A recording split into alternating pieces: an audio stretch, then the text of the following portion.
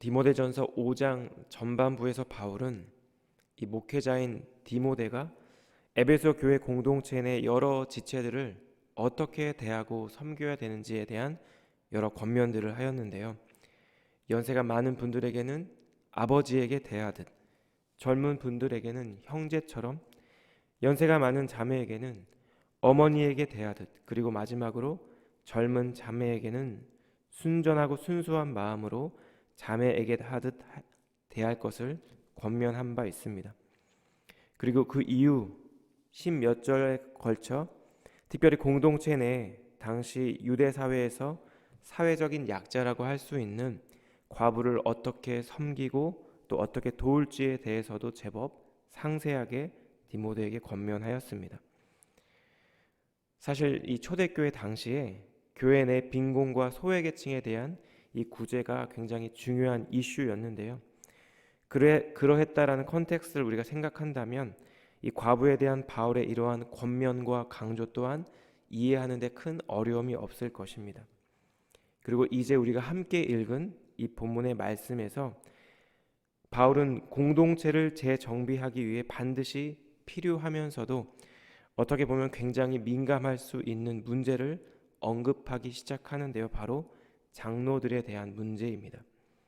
오늘 본문의 말씀을 요약하면 공동체를 섬기는 장로에 대한 예우와 권징에 대한 지침이라고 우리는 이야기할 수 있을 것입니다. 이와 같은 이 바울의 권면의 말씀을 이 시간 함께 살펴보기를 원하는데요. 이 말씀을 통해서 특별히 우리 한우리 공동체 가운데 하나님께서 허락해 주신 리더십들을 우리가 어떻게 바라보고 또 어떻게 섬기며 그 분들을 위해 어떻게 기도하는 것이 주님께서 허락해 주신 이 주님의 몸된 교회를 온전히 세워나가는 것인지에 대해서 다시 한번 생각하게 되는 그런 귀한 시간 되기를 우리 주님의 이름으로 축복합니다. 먼저 본문을 잘 이해하기 위해서는 17절에 언급되는 장로를 바르게 이해할 필요가 있는데요. 17절 말씀입니다. 잘 다스리는 장로들은 배나 존경할 자로 알되 말씀과 가르침에 수고하는 이들에게는 더욱 그리할 것이니라. 이 장로로 번역된 헬라어가 프레스비테로스라는 단어인데요. 보통 나이든 연장자를 지칭하는 단어입니다.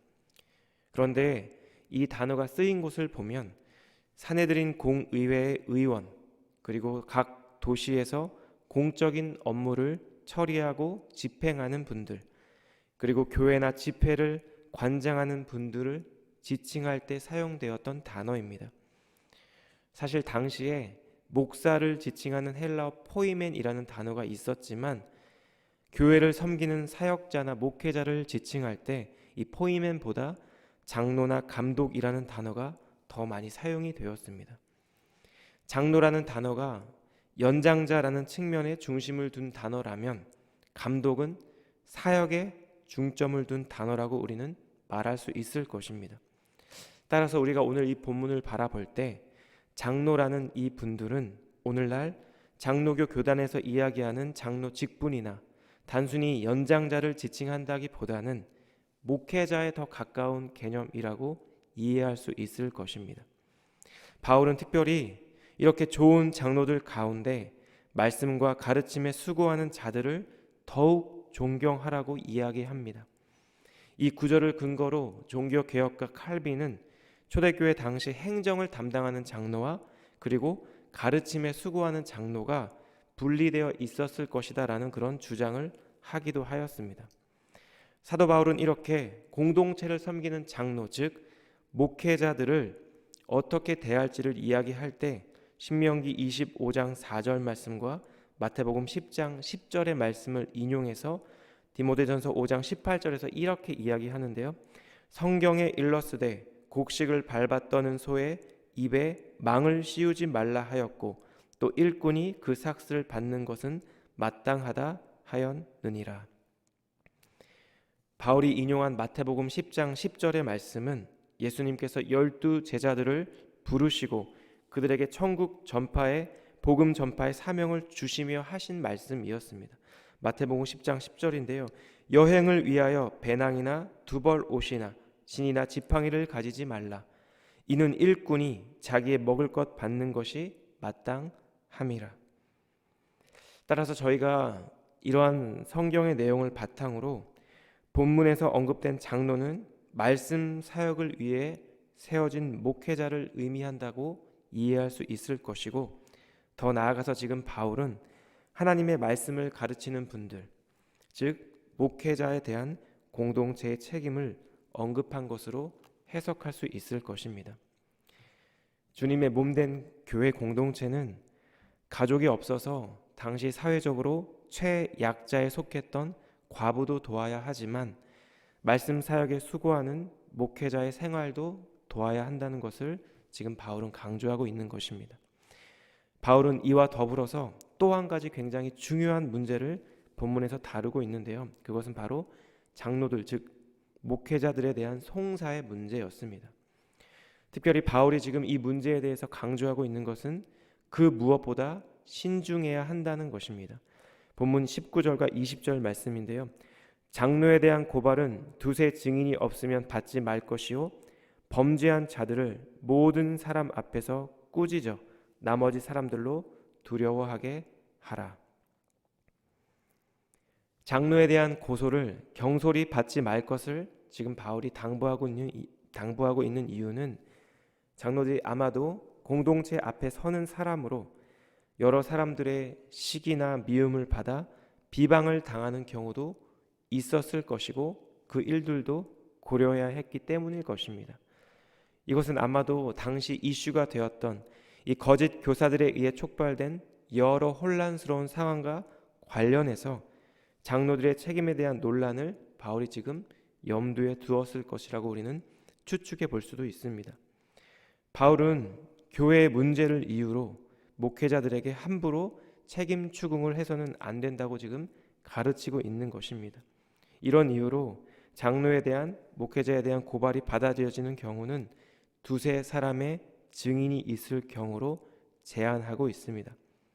그러나 만약 장로들의 즉 목회자들의 범죄한 사실이 밝혀지면 공개적으로 엄히 꾸짖을 것을 바울은 명령합니다. 이것은 범죄한 개인뿐만 아니라 다른 장로들을 포함한 모든 공동체가 이와 같은 범죄에 대한 경각심과 두려움을 갖게 하려는데 그 목적이 있기 때문입니다. 바울에게 있어서 장로들의 죄에 대해 다루는 일은 굉장히 민감한 문제였을 것입니다. 왜냐하면 이런 문제는 공동체에 미치는 파급력이 그 어떤 종류의 문제보다 더 큰 성질의 것이기 때문입니다.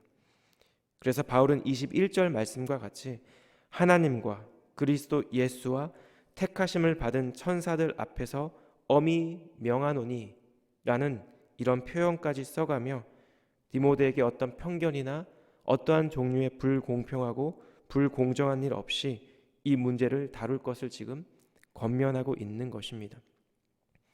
바울은 또 다른 권면을 22절에서 이어가는데요. 아무에게나 경솔히 안수하지 말고 다른 사람의 죄에 간섭하지 말며 내 자신을 지켜 정결하게 하라. 아무에게나 경솔히 안수하지 말라는 것은 함부로 다른 사람을 두둔하지 말라는 뜻도 되고 말 그대로 성급하게 안수하여 사람을 세우지 말라는 권면이기도 합니다. 그만큼 공동체 내에 사람을 세우는 일에는 신중을 기할 것을 지금 강조하고 있는 것입니다. 다른 사람의 죄에 간섭하지 말라. 이것은 무슨 뜻일까요? 쓸데없이 남의 일에 참여하지 말라는 뜻이 아니라 다른 사람의 죄에 참여하지 말라는 것입니다. 영어 번역 중에 NASB는 이런 의도를 반영해서 본문의 이 부분을 Don't share responsibility for로 번역했고 또 NIV도 Don't share in 이라는 이 영문 번역을 사용하였습니다. 바울은 이처럼 21절과 22절 말씀에서 경솔한 안수 그리고 죄에 대한 간섭을 언급한 후에 이에 대해 마치 결론적인 권면으로 디모데에게 이렇게 이야기하는데요. 자신을 정결하게 지킬 것을 지금 명령하고 권면합니다. 공동체 내 여러 문제들을 다루고 또 공동체를 세워가는 데 있어서 그만큼 영적인 정결과 도덕성을 갖추는 일이 굉장히 필수적인 일이었기 때문일 것입니다.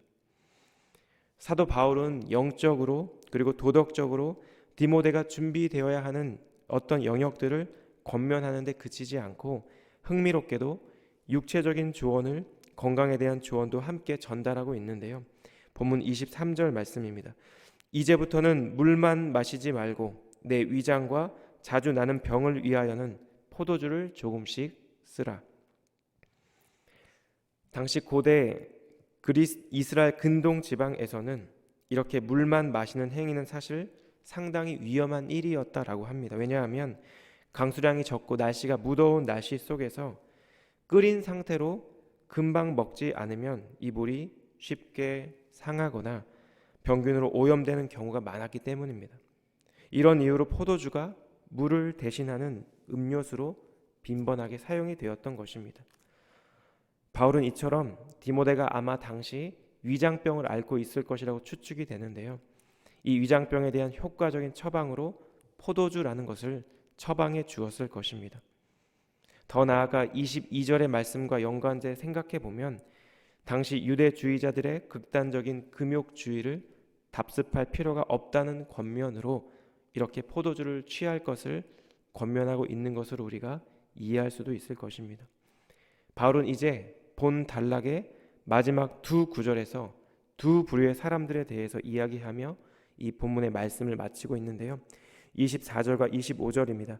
어떤 사람들의 죄는 밝히 드러나 먼저 심판에 나아가고 어떤 사람들의 죄는 그 뒤를 따르나니 이와 같이 선행도 밝히 드러나고 그렇지 아니한 것도 숨길 수 없느니라. 첫 번째 사람들은 죄가 이미 드러난 죄인을 의미합니다.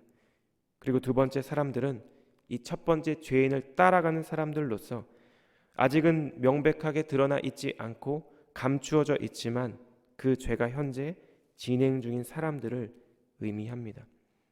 동일한 논리로 25절의 말씀을 바라보면 공동체 안에 이미 선행이 드러나 있는 분들도 있지만 아직 그 선행이 드러나지 않은 분들 또한 있다라는 사실을 분명히 나타내고 있는 것입니다.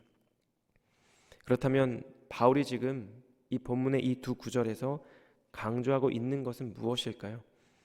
그것은 바로 죄악이든 선행이든 숨길 수 없다라는 무서운 말씀인 것입니다. 죄악을 숨길 수 없다라는 이 바울의 말씀은 우리의 삶의 자리, 또 우리의 마음과 또 우리의 행위를 돌아보게 하는 말씀이 될 것입니다.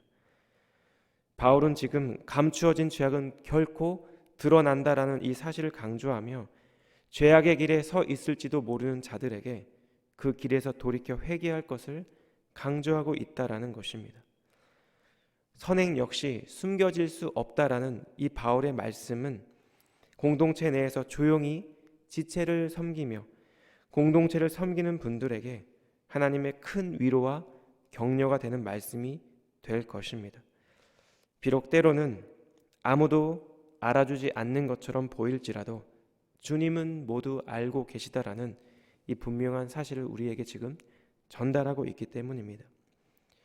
바울은 오늘 이 본문의 말씀에서 공동체가 어떻게 목회자들을 섬겨야 할지, 그리고 목회자들의 송사의 문제에 있어서 어떻게 접근하고 다루어야 할지, 그리고 우리 안에 있는 죄악과 선행의 문제에 그 어떤 것도 드러나지 않을 것이 없다라는 분명한 사실을 우리에게 전달하고 있습니다. 저는 본문의 말씀을 묵상하며 바울이 디모데에게 전달하고 있는 이 여러 권면의 내용들은 공동체라는 것이 없이는 그 어떤 것도 그 의미를 온전히 전달할 수 없다라는 생각이 다시 한번 들었습니다. 사랑하는 성도 여러분, 목회자가 왜 중요할까요? 말씀으로 또 여러 사역으로 공동체를 섬기는 분들이기 때문입니다. 목회자들의 송사는 왜 주의 깊게 우리가 접근해야 할까요? 그 어떤 문제보다도 공동체에 커다란 영향력을 미치는 종류의 문제이기 때문입니다. 디모데가 자신을 정결하게 지켜야 하는 가장 큰 이유는 그가 공동체를 섬기는 자로 부름받은 자이기 때문인 것입니다.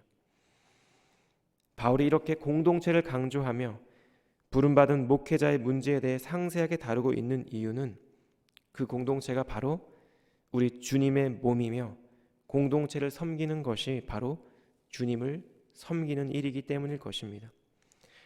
주님은 저와 여러분 모두에게 우리 사랑하는 한우리 교회라는 귀한 공동체를 허락해 주셨습니다. 그리고 이대섭 담임 목사님과 또 여러 교역자 분들을 허락해 주셨습니다. 우리에게 가장 소중한 것, 그것은 그리스도인 줄 믿습니다.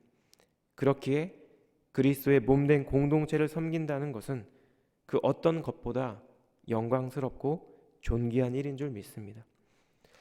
이러한 마음으로, 공동체를 사랑하고 존귀히 여기는 마음으로 목회자와 또 내 옆에 지체를 바라볼 때 우리 사랑하는 한우리 교회는 주님의 생명력 있는 주님의 몸으로 더욱더 든든하게 세워져 갈 것입니다.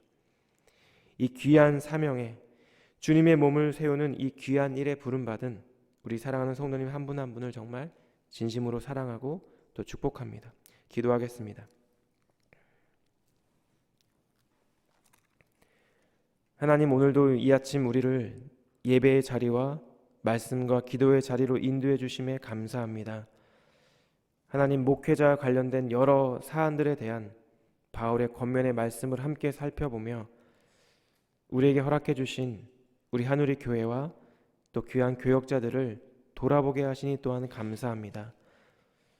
하나님, 저희 모두가 주님의 몸된 교회를 섬기는 자로 부름 받았다라는 이 분명한 사실을 기억하며 바울의 권면과 같이 서로 돌아보아 사랑으로 섬기고 주님의 몸된 이 교회를 더욱더 든든히 세워가는 저희 모두가 되게 하여 주시옵소서. 그리고 이 모든 것이 지나간 후에 악행도 선행도 그 어떤 것도 밝히 드러나지 않을 것이 없다는 이 바울의 말씀을 기억하며 주님의 은혜를 구하고 하나님 앞에서 더욱더 정직하고 정결히 행하는 우리 사랑하는 한우리 교회 모든 성도님들 될 수 있도록 주님 은혜를 더하여 주시옵소서. 하나님, 오늘 하루도 저희 모두에게 새로운 하루를 허락해 주심에 감사드리고 또 주님께 나아가는 귀한 예배의 시간 허락해 주심을 감사드리며 우리의 왕이시며 우리를 구원하신 예수님 이름으로 기도드렸습니다. 아멘.